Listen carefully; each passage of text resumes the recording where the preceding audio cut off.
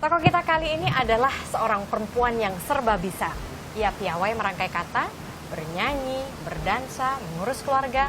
Namun akhir-akhir ini memang ia dikenal sebagai seorang penulis yang karyanya laris manis.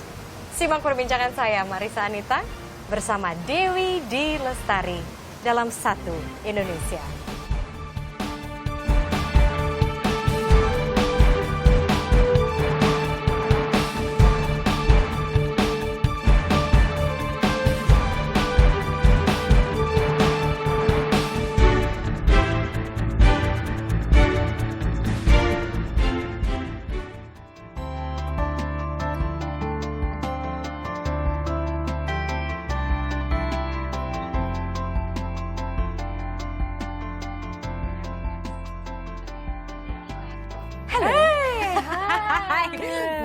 Halo. Apa kabar? Baik. Aku gangguin kamu ya? Enggak apa-apa. Nggak boleh lihat. Rahasia. Supernova 6. Oh, asik. Padahal browsing. Iya. Inteligensi embun pagi. Embun pagi. Ada target nggak sih kira-kira buku terakhir dari Supernova ini akan selesai kapan? Ada, tapi aku nggak mau bilang. Karena nanti beban. Oh iya benar-benar. Ditagihin orang. Iya benar banget. Tapi udah ada. Aku pesan kopi dulu boleh? Silakan. Mas pesan ini ya, sama kopi hitam aja. Thank you. Ya. Iya, jadi kan udah mulai nulis itu kan dari tahun 2000 ya, awal banget, berarti udah sekitar 14 tahun untuk buku pertama, bener nggak? Iya, 14 tahun itu dari nulis draft ya. Iya. Supernovanya sendiri terbit 2001. Aku nulis draftnya itu tahun 2000. Nah, itu kan 14 tahun kurang lebih menulis itu, biasanya proses di dalam melahirkan sebuah karya itu seperti apa sih? Berat Berat banget ya. Karena bagi aku karya itu anak jiwa. Jadi prosesnya kira-kira ya barangkali hampir kayak mau punya anak ya. Kita konsepsi dulu, lalu kemudian dia berkembang. Ketika kita udah mulai menulis, dia kemudian berkembang besar sampai kemudian siap lahir. Dan setelah itu ya silakan. Setelah itu dia kemudian rilis, bertemu dengan para pembacanya dan sebagainya, dan saya seperti ibu yang melepas seorang anak kemudian pergi dan menjadi milik masyarakat. Tokoh-tokoh di dalam buku D itu juga sangat menarik. Yang saya dengar bener nggak sih tokoh-tokoh itu sebetulnya muncul dari prototipenya D sendiri gitu loh. Barangkali secuil dua cuil ada ya diriku di dalam. Contohnya tokoh ini tuh, itu. Ini aku ambil dari secuil diriku yang ini. Iya. Contohnya apa? Siapa? Dimas dan Ruben misalnya di Supernova 1. Mereka itu mewakili debat dan pertanyaan yang ada dalam kepalaku sendiri. Lalu Kinan padahal tokoh cowok gitu ya, tapi ada diriku juga apa? Aku ingin sekali jadi pelukis, tapi nggak bisa, nggak punya kemampuan itu. It's just my angan-angan. Kalau misalnya aku dilahirkan kembali, aku menjadi pelukis, my envy gitu loh. Aku suka envy sama orang yang bisa melukis. Nah, Kinan ku titipkan kepelukisannya itu dapat dari angan-anganku itu tadi. Apa sih yang menjadi pertimbangan seorang D. Lestari gitu? Bisa istilahnya meminjamkan bayinya gitu kan? Iya. Bayi yang disayang, nanti kalau misalnya salah treatmentnya nanti jadi flop, jadi aneh gitu. So apa pertimbangannya akhirnya ya udah deh ini silakan. Saya memulai itu dengan perahu kertas, karena perahu kertas itu memang adalah ini sebelum semuanya ya, sebelum ada tawaran ini tawaran itu adalah satu cerita yang dari dulu selalu aku hayalkan akan menjadi film. Dan tentu pertimbangan pertama saat melepas perahu kertas adalah harus saya yang nulis skenario, gitu kan. Tapi kalau dibilang takut, maksudnya kalau aku terus berserah kepada ketakutanku gitu, yang terjadi adalah ya cerita-cerita ini nggak akan jadi kemana-mana. Gitu. Ada rasa penasaran itu gitu. Termasuk ketika Supernova yang pembacanya mungkin lebih deg-degan daripada aku gitu, karena ini kan Supernova gitu ya, cerita yang tidak bisa difilmkan. Terus sangat kompleks, sangat berlayer. Tapi itu malah bikin aku penasaran. Tapi gimana ya? Udah nonton belum, Mbak? Udah. Terus, what do you think? You like? You like? Menurutku filmnya keren, ya. Tapi apakah dia kemudian memuat semua yang ada di novel? Tentu tidak. Ya, there are moments when I was blown away. Tapi ada juga momen di mana aku yang ada pasti ada. Apa arti lagu ini bagi D?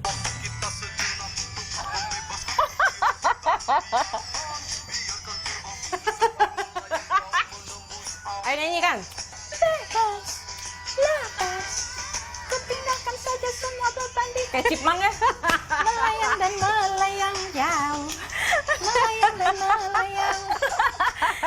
Nah, seberapa familiar sama lagu tadi?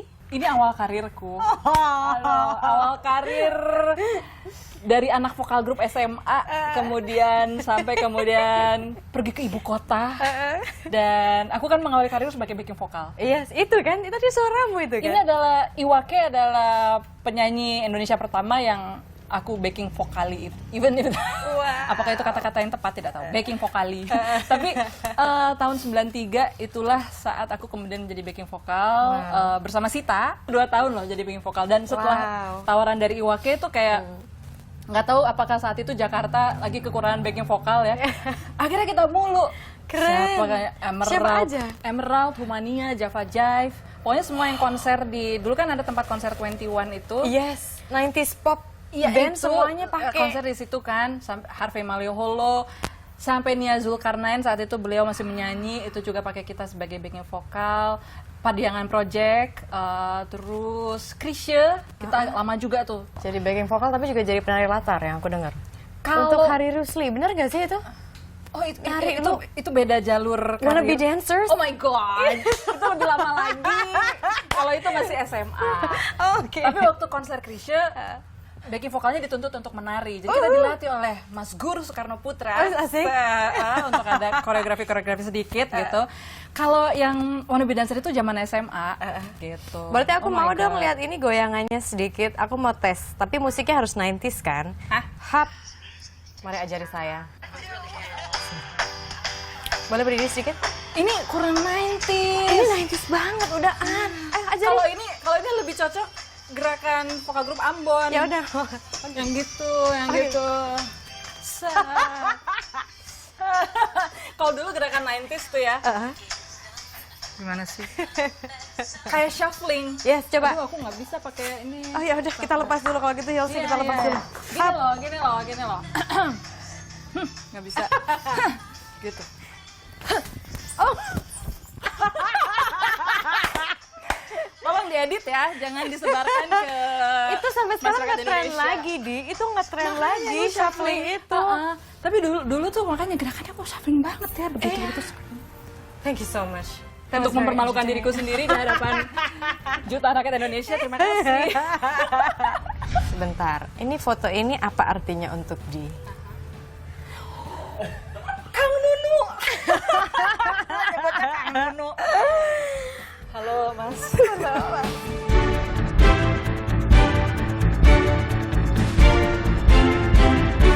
Ini ada satu foto Ya. yang sebentar saya intip dulu. Oh ya, oke. Nyesel deh gue ngasihin nomor-nomor narasumber. Sebentar. Ini foto ini apa artinya untuk Di? Kang Nunu. Nyebutnya Kang Nunu. Halo, Mas. Halo, Mas. Sujud sembah. Ya, ini idola saya nomor 1 ya. Dulu banyak yang bilang, Keanu Reeves tuh nggak bisa acting. Nggak apa-apa, nggak butuh acting. Lihat dia ada The Matrix, keren banget. Mas. Dulu bisa pertama kali ngefans sama Keanu Reeves itu gimana sih ceritanya? Siapa yang enggak sih? Dulu waktu nonton Point Break sih, dari itu awalnya. Oh. Point Break. Dan apa namanya? Dia itu, ya mungkin karena selera aku Indonesia sebetulnya, senang rambut hitam gitu kan. Dan jarang-jarang nemuin aktor Hollywood dengan rambutnya hitam, terus mukanya juga bukan yang bule tipikal gitu, Iya, ada campurannya ini agak kan dia Asia. gitu.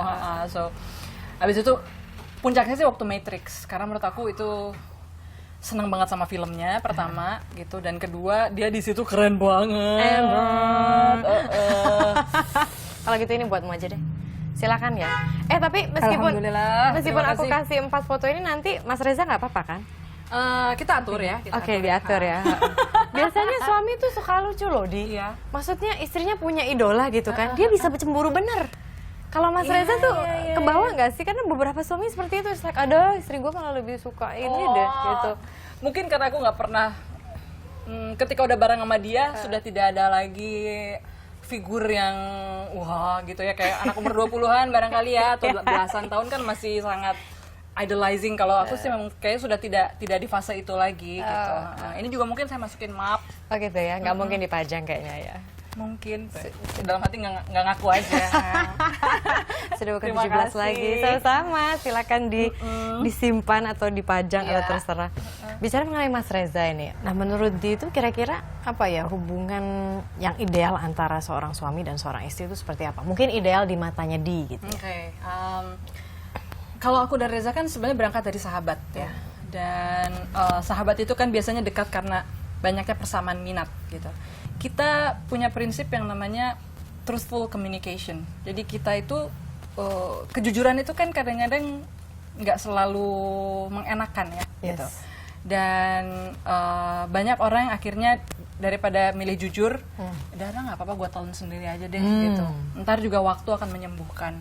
Nah, tapi karena Reza berangkatnya dari, dia kan holistic healer, dia paham bahwa waktu itu tidak pernah menyembuhkan.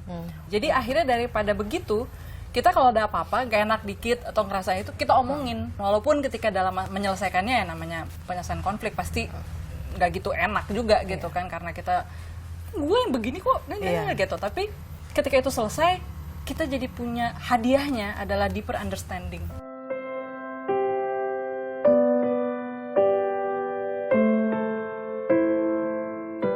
Kayaknya saya justru anehnya gitu ya. Saya ngerasa dia adalah sosok perempuan yang saya paling cintai seumur hidup ini. At the same time saya nggak punya banyak harapan spesifik buat dia. Mungkin karena memang kita itu berdua orangnya nggak terlalu mikirin masa depan kali ya. Tidur itu salah satu kenikmatan manusia kan. Makan pun juga. Yes. Ya, iya. Mukanya langsung langsung berbinar. Sebentar, mungkin ada satu makanan ya Kayak begini suka nih, kejutannya gini aja. Ya, daripada nyuruh joget gitu coba kan. tolong. Coba kalau ada makanan. Ini dia. Apa ini? Oh, lenca. Tapi jangan suruh gue makan mentah dong. Please. Oh, lenca itu nggak bisa dimakan mentah ya? Bisa sih, tapi paling enak kalau pakai sambal. Oh, lalapan gini. Lonca, oke. Cuma kan karena ada kamera. Oh, gengsi ini juga dong. Oh, itu ini. Kalau pahit. Ada cerita menarik di belakang lenca ini? Jujur Makan dulunya apa, nggak suka sama sayuran-sayuran pahit begini ya. Tapi kayaknya di satu waktu itu pernah makan namanya ulu kutek lenca. Ulu kutek.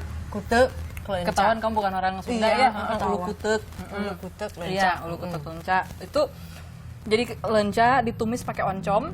Oh, Enak banget. Dan juga ada namanya pencok lenca. Itu tuh kayak lenca dipakai sambal terasi gitu, terus diulek. Jadi dia kayak cuma pecah-pecah gitu doang pakai sambal terasi gitu ya.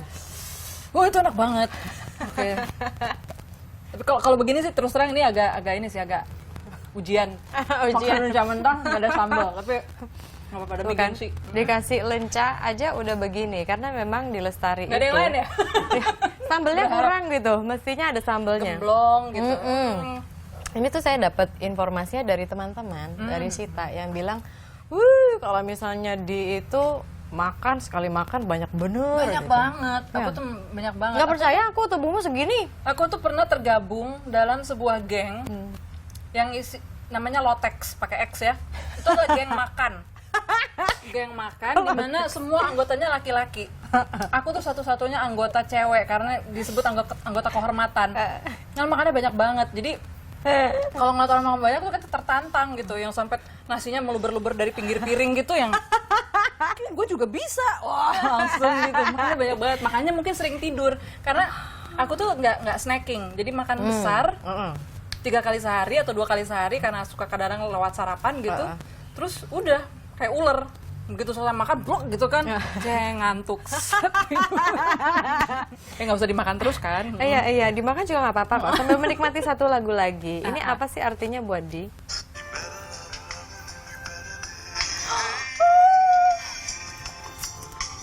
Woman in chains. Dia berat banget suaranya. Gila, langsung berasa ada di mana gitu. Berasa ada di mana? Tata. Bentar. Crossing the great white hole. Aduh. Since she's fine, she will always call. Ooh, woman in chains, woman in chains. Asik. Itu the best best part. Apa arti Woman in Chains ini sih buat Di? Bukan Woman in Change sih, sebenarnya grupnya. Oh, grupnya. Tears for Fears itu grup favoritku yang sampai sekarang menurut aku, pertama mereka kayak udah melampaui zamannya gitu ya. Ini kan 80s kan. Iya. Tapi kalau dengerin di 2014, menurut aku musik mereka sangat keren dan suaranya Roland Orzabal yang tadi itu sangat bagus gitu. Dan aku suka Tears for Fears itu dari SMP. Ada satu lagu mereka yang susah banget kata-katanya, tapi itu tuh aku sampai tulis, aku lipat kecil di dalam kantong, terus aku hafalin. Apa yang gitu. mana sih lagunya, Cip? Yang Seeds of Love. Oh, Sowing the seeds of love, seeds of love, sowing the seeds, sowing. Mungkin awalnya iseng aja sih, pengen bikin tokoh Batak gitu ya. Karena aku merasa Ya karena darah saya Batak gitu kan. dan aku kadang suka merasa apa ya, aku Batak tapi di dalam lingkungan Batak tuh aku kayak outsider gitu.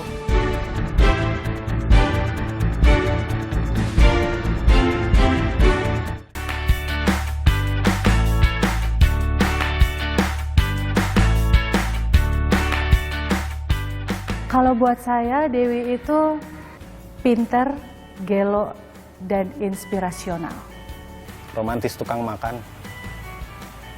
Karena dulu mas panjang gue ingatnya memori gue sama dia adalah makan. Udah nggak ada kerjaan. Bangun siang belum mandi, nggak mandi. Gitu. Bangun siang belum mandi, mandi dulu bentar, cut, makan. Ini nggak ada kerjaan pisan dulu ya. Dia menjebak gua ikut vokal grup dengan nggak tahu kenapa dia menjebak gua di situ, tapi dia selalu mengiming, wah banyak cewek cakep gitu kan ya, gue ikut lah, wah banyak cewek cakep gitu, secara jomblo tak itu kan. jomblo haus wanita gitu kan. Buku terbaru itu adalah Gelombang. Iya. Gelombang itu adalah buku yang akhirnya seperti ada unsur Bataknya di situ. Nah, ketika pencarian atau proses riset, apa sih fakta menarik dari akar budaya Batak yang ditemukan? Jadi untuk episode 2 sampai 5, bahkan sampai 6, itu kan sudah dirancang dari tahun 2001 ya. Nah, dari situ aku sudah, mungkin awalnya iseng aja sih, pengen bikin tokoh Batak gitu ya. Karena aku merasa Ya karena darah saya Batak gitu kan. dan aku kadang suka merasa apa ya, aku Batak tapi di dalam lingkungan Batak tuh aku kayak outsider gitu. Karena memang jarang bergaul di lingkungan Batak, kedua juga nggak bisa bahasa Batak gitu ya. Lebih banyak ngomong bahasa Sunda karena besar dan lahir di Bandung gitu. Terus pengen bikin karakter Batak gitu. Tapi waktu aku bilang begitu, sebetulnya belum ada bayangan mau digali sejauh apa. Sampai kemudian ketika sudah mulai proses riset dan mulai bersiap menulis, tiba-tiba aku terpikirkan Supernova itu memang temanya spiritualitas. Jadi gimana kalau aku mulai menggali spiritualitas Batak tuh seperti apa ya gitu, dan mulai mencari tahu. Ketika mulai menggali, ternyata banyak hal yang aku tidak tahu sebelumnya, karena itu memang sesuatu ini aneh ya. Ini adalah banyak orang Batak, terutama Batak modern gitu, yang kayaknya sudah terputus dari akar spiritualitas Batak. Setiap manusia biasanya punya masa transisi dari age box, kotak umur, mungkin dari remaja kemudian ke dewasa muda ke dewasa gitu ya. Dengan kotak umur di sekarang itu, apa sih kira-kira yang masih menjadi mimpi bagi dia yang kayaknya masih ingin diraih? Kemarin ada pertanyaan menarik dari anakku gitu, yang umur 10 tahun. Mama cita-citanya apa sih? Terus aku bilang, Nan, kayaknya mama udah gak punya cita-cita deh gitu, karena cita-citaku yang dulu itu sekarang sudah aku jalani gitu. Tapi sekarang gimana kayak lebih enhancement dalam menulis gitu. Aku sadar bahwa karyaku sudah cukup besar di Indonesia, tapi penerjemahan dan kemudian pemasaran ke luar dari Indonesia itu belum maksimal gitu. Nah, jadi barangkali semacam itu upaya-upaya yang sekarang kulakukan, berusaha mencari penerjemah. Dan ini sebenarnya bukan cuma problemku aja, tapi problem industri perbukuan di Indonesia secara luas gitu. Memang Indonesia sangat minim penerjemahan. Saya udah nggak mimpi lagi untuk tinggal di luar negeri. Itu kayaknya mimpi yang sudah kutanggalkan. Kenapa? Berapa ya? Enggak, karena ternyata semakin sering keluar negeri, Iya. aku semakin senang di Indonesia. Oh gitu ya? loh. Apa Iya. sih yang dirasain? Apa yang membuat di berefleksi kayaknya karena Indonesia deh? Indonesia tuh penuh kejutan, penuh kehangatan. Yes. Dan di sini tuh memang apa ya, manusia itu, aku pernah jalan di London dan aku takjub betapa jarangnya aku punya kontak mata dengan orang lain gitu. Yang semua orang entah itu karena cuaca kali ya, dingin atau gimana, sehingga orang pengen cepet-cepet sampai ke tujuannya, mereka udah nggak sempat lagi lihat kontak mata gitu. Sementara di sini orang nongkrong di trotoar gitu kan, nggak ada kerjaan, ngeliatin orang lain gitu. Entah itu karena mungkin kebiasaanku, tapi aku mulai menyadari bahwa oh iya ya, ada hal-hal yang sangat uniquely Indonesian yang barangkali tidak akan kutemukan kalau misalnya aku tinggal di luar negeri gitu. Nah, tadi kan dia juga udah ngomong bahwa ya kalau misalnya bahasa Sunda, bahasa Batak saya susah gitu. Kalau gitu bisa nggak dipakai bahasa Sunda? Tapi Aduh, Sundaku tuh kasar. Iya, nggak apa-apa. Saya juga nggak ngerti bahasa Sunda, jadi Oke. pasti saya nggak nyadar kasar atau halusnya iya, gitu. iya. Saksikan terus Satu Indonesia setiap hari Minggu malam hanya di net pakai bahasa Sunda. Silakan. Alas ya, alasianya mah Sunda ya. Abdi Dewi Lestari, tong hilap lalajo Satu Indonesia, tabuh 11 30 wengi di net TV make P. Kalau Sunda harus ada itu. Kalau ada F-nya tadi, kalau ada P-nya saya ganti pakai F. Ya makanya pasti. Terima kasih banyak Dewi Lestari atas Sama-sama. bincang-bincang yang luar biasa ini. Terima kasih Marisa. Nah, bagi Anda mungkin yang tadi tidak berbahasa Sunda begitu ya, bisa selalu ulangi, saksikan terus Satu Indonesia tentunya setiap hari Minggu malam pukul 23.30 karena biasanya kami juga menghadirkan tokoh-tokoh inspiratif nasional. Kira-kira siapa lagi? Makanya saksikan terus minggu depan. Saya Marisa Anita undur diri, sampai jumpa minggu depan. Bye-bye. Bener dong. Teoretku itu, kalau P diganti F, kalau F diganti P. Lucu banget. Sampai kata-kata